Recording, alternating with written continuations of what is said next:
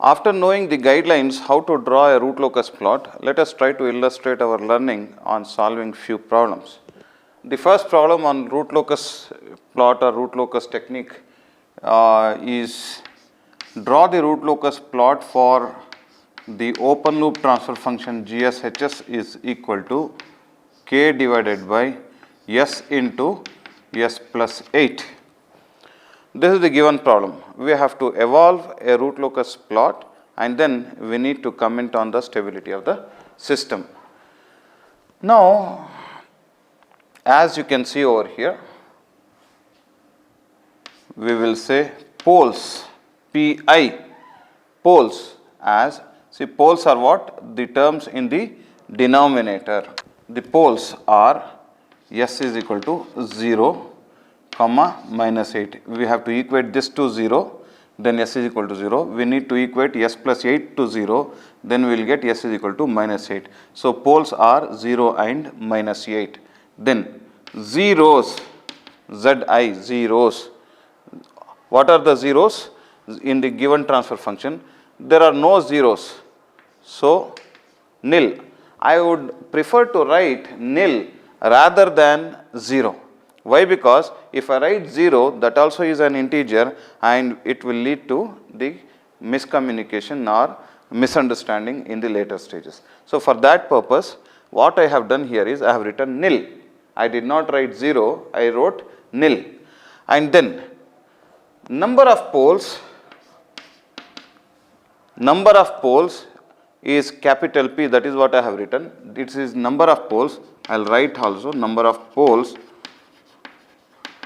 And what are the number of poles? How many number of poles are there? 2 poles, 0 and minus 8. There are 2 poles. And then number of zeros, I will write it as capital Z. And number of zeros is, there are no zeros. I will write this as 0 because wherever we write the number of poles or number of zeros, there we can write the integers.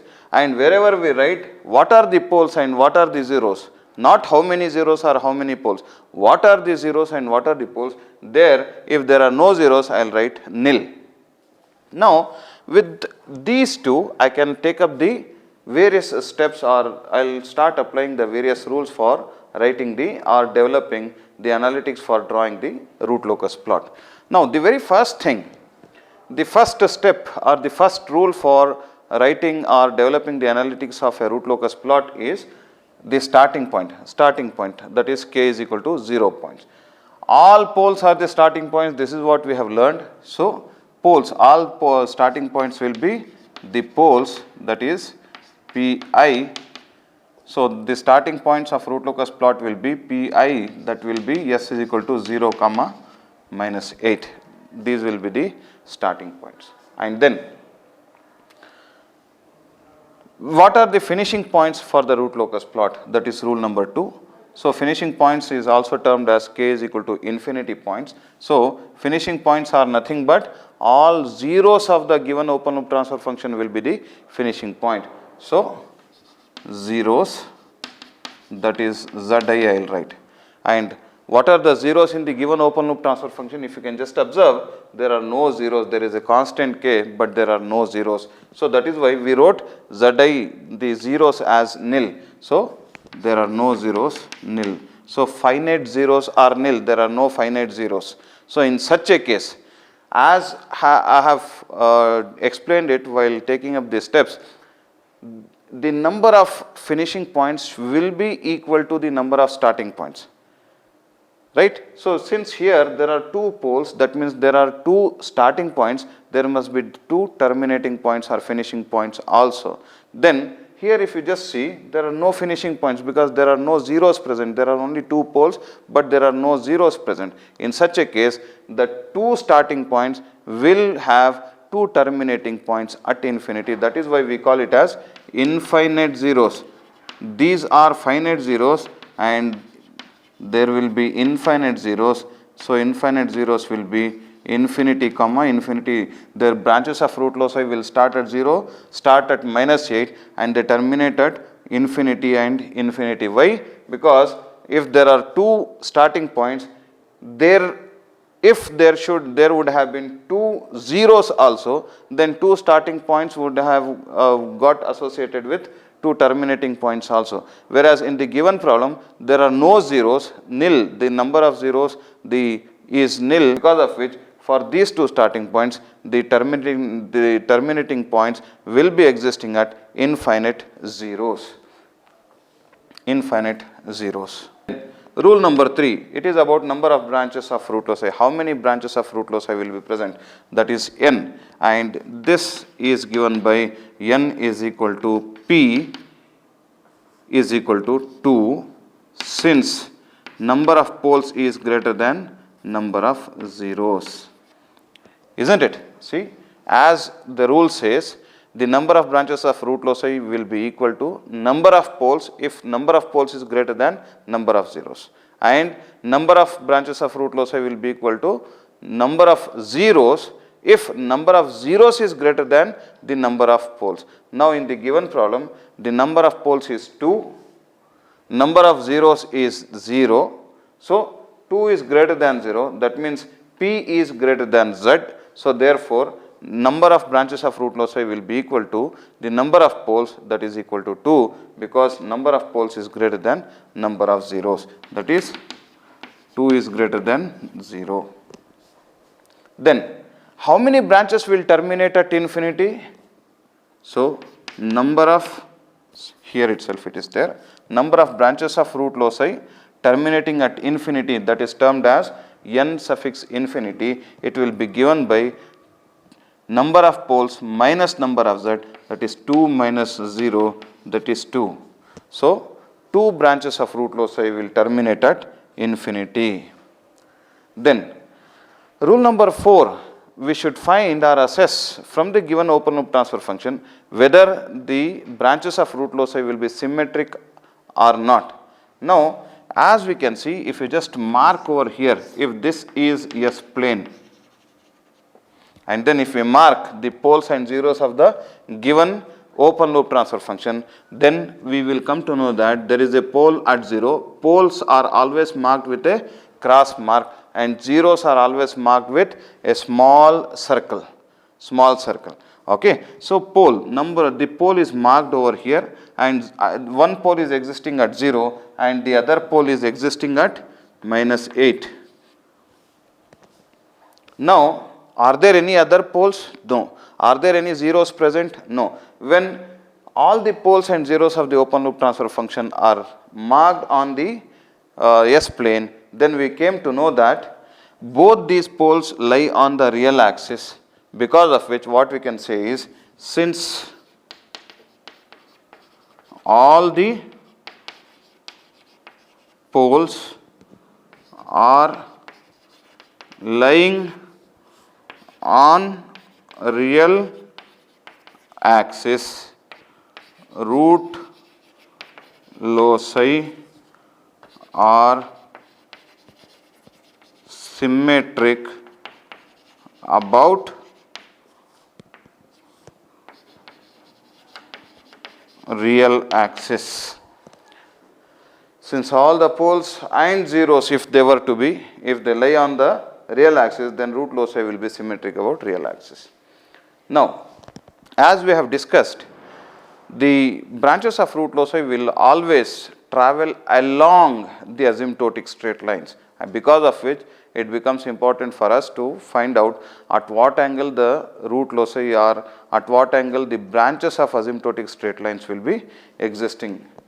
Now that is given by the formula theta k is equal to 2q plus 1 into 180 degree divided by p minus z, where q is given by 0, 1, 2, etc. up to modulus of p minus z minus 1.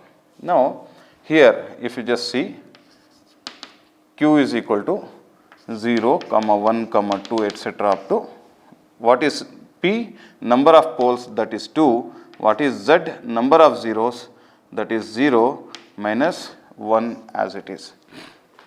When we do that, we would get to know 0, 1, 2, etc. up to modulus of 2 minus 0 minus 1, it will be 1. That means the values of q must be given as 0, 1. It is not just 1, it is 0, 1, 2 up to this value. So, we started with 0, we will end with this one. So, for a given problem, the value of q has to be varied from 0 to 1. Now, what we must do is, first we must calculate theta by giving the value of q as 0. By giving the value of q as 0, then it becomes theta 0. Theta 0 can be 2 into q is 0.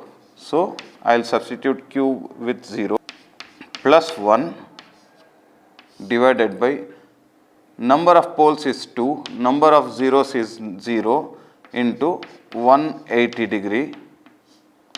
What I will get over here is 2 into 0 is 0, 1 is remaining, 1 into 180, 180 by 2 is 90 degree.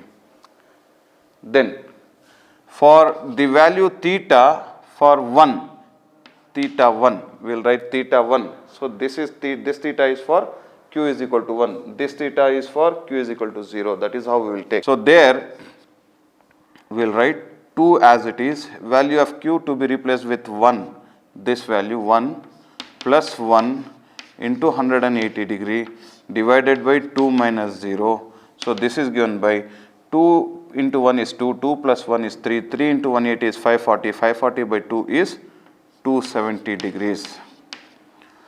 So, asymptotic straight lines will be one along 90 degree, the other one is along 270 degree. One very important conclusion or very important inference you can draw from here itself. See, asymptotic straight lines are along 90 degree and 270 degree.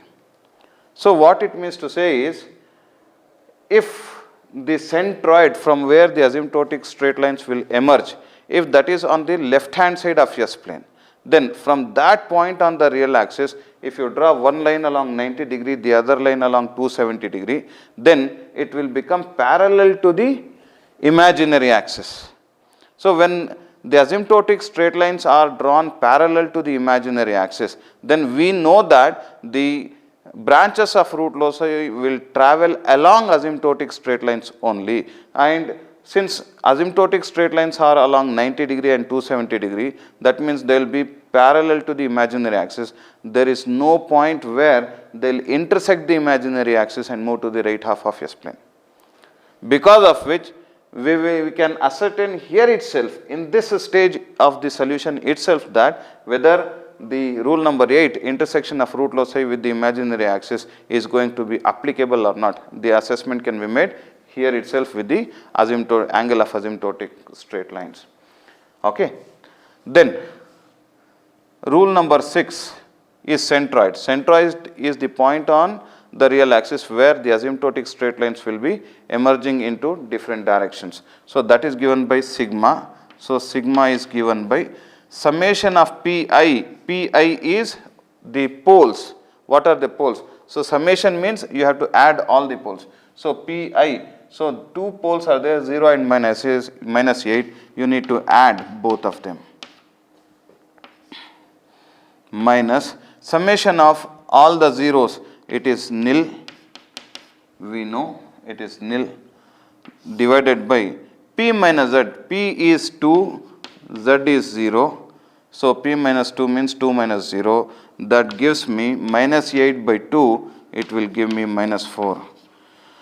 So, that means to say, on the negative real axis, because minus 4 will be on the left hand side of S plane. So, on the negative real axis at minus 4, centroid will be existing. That means from that particular point, from minus 4 on the negative real axis, the asymptotic straight lines, one of the asymptotic straight line will go at 90 degree, the other one will go at the 270 degree. That is what it means to say. Now, whether root loci will be present on real axis or not, we have to assess it now. So, how we do it? See, there is a pole at 0, there is a pole at minus 8, there is nothing else in between. When such is the case, now the procedure says you need to hold. The first point you must leave it, because to the right hand side of this particular pole, there will be nothing existing. So we need not consider that. Then keep your hand here at -8, look to the right side, then you will find that the number of poles or zeros, the total count will come out to be how much? There is only one single pole, that means it is odd. So therefore, between -8 and 0, this is how we have to write. Between -8 and 0, the count is odd since it is 1. If you look here, look to the right half from this point, right side, the count is odd. Therefore, root locus is present. What are we trying to see is, we are trying to find between -8 and 0 whether root locus is present or not. Now from here, between -8 and 0, the count is odd, because of which the root locus is present. So what it means to say is, the root locus is present between these two, -8 and 0. And since both of them are starting points, this is a pole, this is a pole, then the root locus, the branch of root loci will be leaving these poles. So the arrow has to written as such, it is leaving those poles. And here one more inference can be drawn, just like whether intersection of root loci is applicable or not was drawn from asymptotic straight line, angle of asymptotic straight lines finding. Here also, the moment we find apply the rule number 7, root loci on real axis, we will get to know whether we will have breakaway point or not. Here you can just see a branch of root loci started from 0, a branch of root loci started from -8. Both are heading towards one another. When they are heading towards one another, obviously they tend to collide. So they will tend to collide somewhere here. That means to say, when they collide, they will break away. That is rule number 9, breakaway point rule is applicable. Rule number 8, intersection of root loci with the imaginary axis. As was assessed over here, here what you can say, since root loci are not crossing the imaginary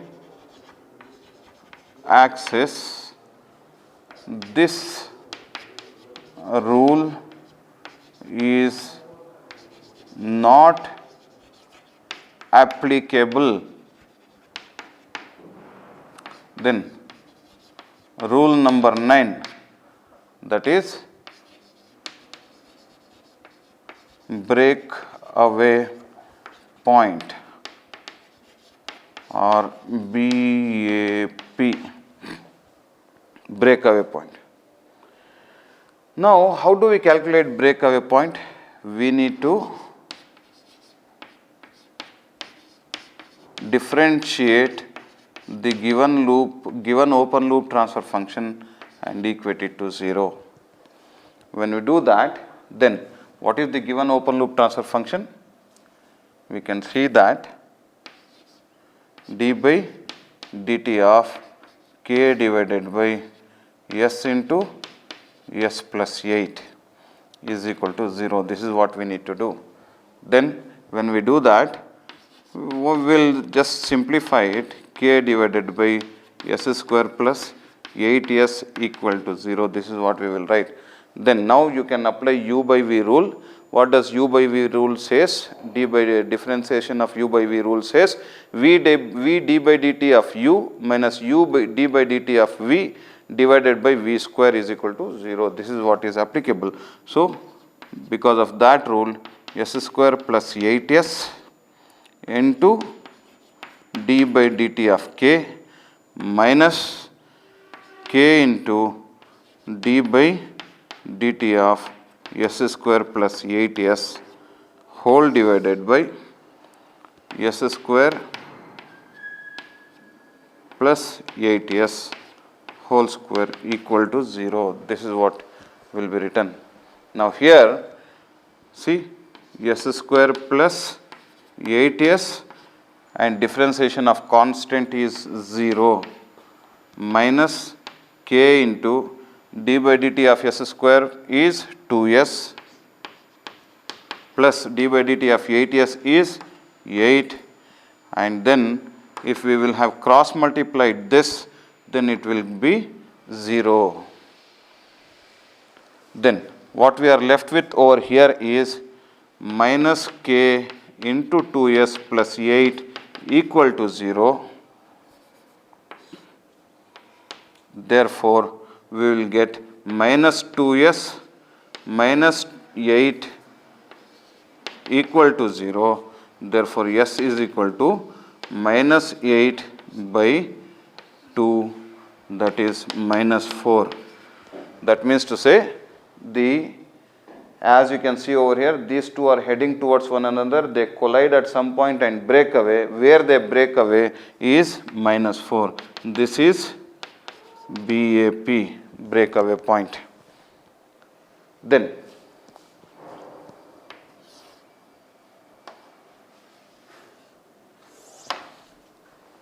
lastly, rule number 10, it is angle of departure, that is phi d.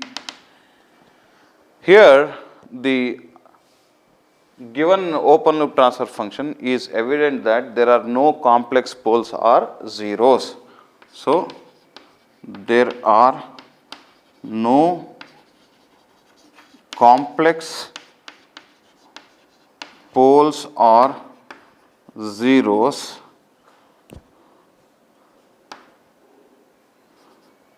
so this rule is not applicable.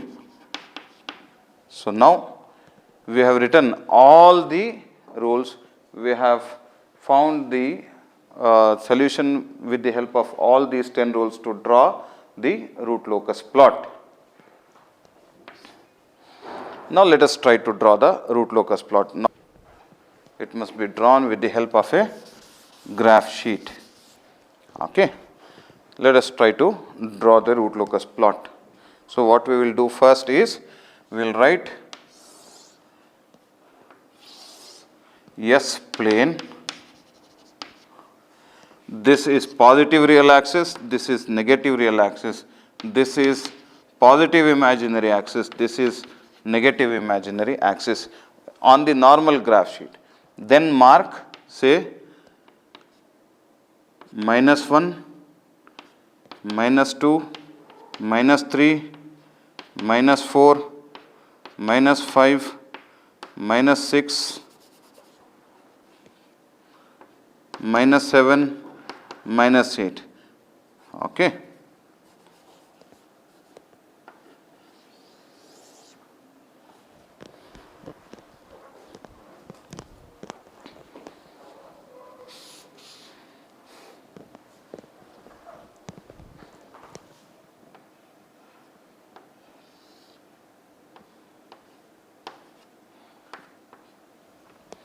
Fine, and this is 0, and here just few values you can mark 1, 2, 3, 4, then here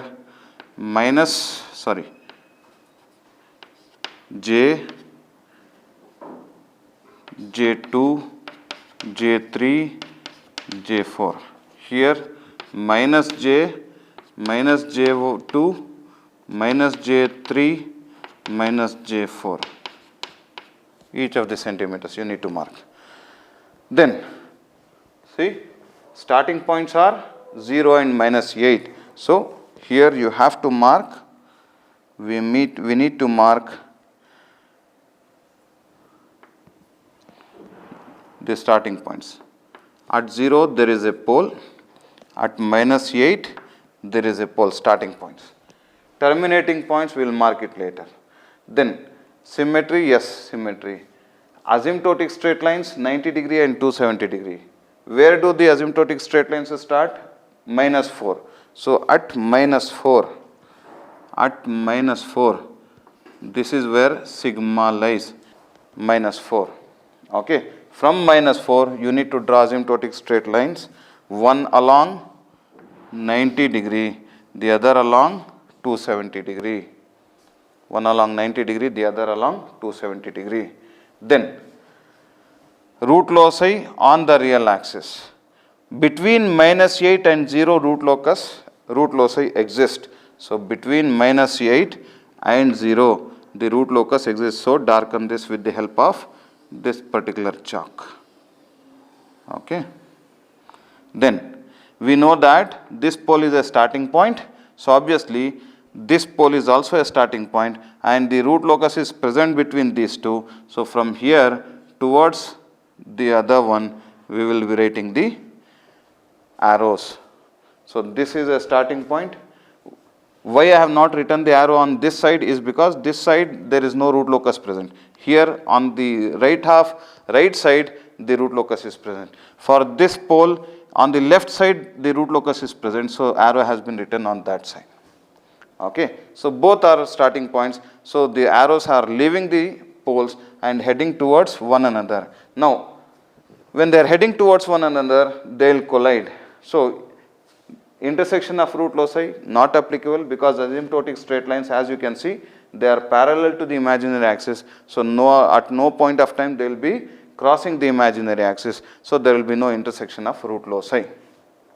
Why? Because the root locus or the branches of root loci will travel along asymptotic straight lines. So, if asymptotic straight lines are not intersecting the imaginary axis, it means the root loci will also not intersect the imaginary axis. So, this rule is not applicable. Then breakaway point. When these two branches of root loci are heading towards one another, they collide and break away at some point on the real axis. So, that point is what is called breakaway point. So, here these two are heading towards one another. So, breakaway point is found to be minus 4. Again, it is a coincidence that the breakaway point as well as centroid both are same. Otherwise, very normally they will be different. So, breakaway point is minus 4. So, from this point, the root loci will break away, and they break away and travel in what direction? They will be traveling along asymptotic straight lines. So, now since both of them breakaway point as well as sigma is on 4, so what I will do is I will just small dimension, small curve I will make here because branches of root loci are the curves. So, root loci are the continuous curves. So, I will not allow this corner to exist on the root loci. I will make this to map and small curve I will make, and then the branch of root loci will be mapping on the asymptotic straight lines itself, and then they will be going. Where will they go? What will be the direction? See, it is colliding and breaking away. So, that means obviously direction will be going out, going away for both the branches. And going till what? If you just see here, they are going till infinity. This is going till infinity. What does it mean to say? Number of branches terminating at infinity are 2. So, one branch terminating at infinity, another branch terminating at infinity. That means both the branches of root loci. So, that is 2 branches of root loci are going to terminate at infinity. Now, as you can see over here, root loci is never ever, since it is one branch is along 90 degree, the other branch is along 270 degree, root loci is never ever going to intersect the imaginary axis and move to the right half of S plane, because of which for any value of gain or for any value of input parameter, the system is going to be stable. That is what is the inference we can draw. So, from the plot, it is found that for all values of k, the system is stable. Why we are telling